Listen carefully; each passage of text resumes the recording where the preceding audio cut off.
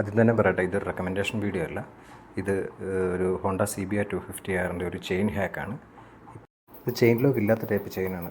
അപ്പോൾ ഇതിൻ്റെ ഒരു കണ്ണി എടുത്തിട്ട് ഇതിനൊരു ചെയിൻ ലോക്ക് ഇടുന്നതാണ് ഈ വീഡിയോയിൽ കാണിക്കുന്നത്. ഇതിനായിട്ട് ഉപയോഗിച്ചിരിക്കുന്നത് പൾസർ 220യുടെ ചെയിൻ ലോക്കാണ്.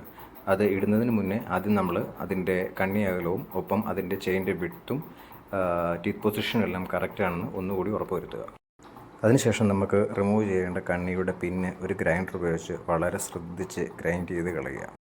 ഏതാണ്ട് ഇതുപോലെ നമുക്ക് കിട്ടും. അപ്പം നമ്മളൊരു പഴയ മൈനസോ എന്തെങ്കിലും മൂർച്ചയുള്ള ചെറിയ സാധനം വെച്ചിട്ട് അടിക്കുക.